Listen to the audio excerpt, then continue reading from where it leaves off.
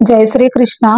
జమదగ్ని పరశురాముని ద్వారా కార్తవీర్యార్జునుని సైన్యం, కార్తవీర్యార్జునుడు నశించిపోయారనే విషయాన్ని తెలుసుకున్నాడు.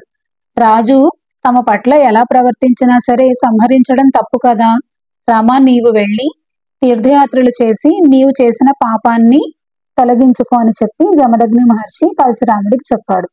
తండ్రి మాటను విని వెంటనే పరశురాముడు బయలుదేరి తీర్థయాత్రలకు వెళ్ళాడు. తీర్థయాత్రల దగ్గర ఉండగా ఎప్పుడో వాళ్ళని సంహరిద్దామా అని చెప్పి కార్తవీర్యార్జున్ని 10,000 మంది కొడుకులు వేచి చూస్తూ ఉన్నారు. ఎప్పుడైతే పరశురాముడు తీర్థయాత్రలకు వెళ్ళాడో వీరంతా వచ్చి జమదగ్ని మహర్షిని చంపేశారు.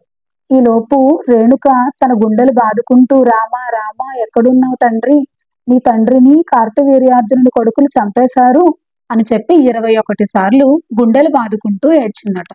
తీర్థయాత్రల నుంచి తిరిగి వచ్చిన పరశురాముడు తెలుసుకుని తన సోదరులకు తండ్రి శవాన్ని మీరు రక్షిస్తూ ఉండండి అని చెప్పి యుద్ధానికి వెళ్లి కార్తవీర్యార్జునుని 10,000 మంది కొడుకులను ఒక్క ఉదుటన ఎగిరి సంహరించాడు.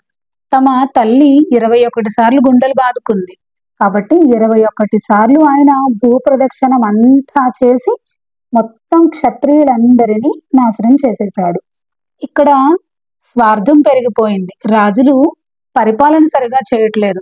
స్వార్థ బుద్ధి, అధర్మ చింతన పెరిగిపోవడం వల్ల ఈ క్షత్రియులందరినీ సంహరించాలి అని విష్ణు భగవానుడు పరశురామ అవతారంలో వచ్చి ఈ క్షత్రియులందరినీ సంహరించాడు.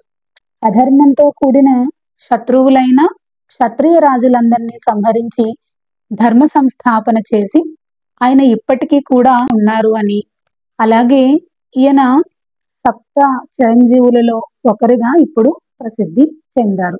మహేంద్రగిరిపై ఇప్పటికీ కూడా ఆయన తపస్సు చేసుకుంటూ ఉంటారు అని పురాణాలు చెప్తున్నాయి. జై శ్రీకృష్ణ.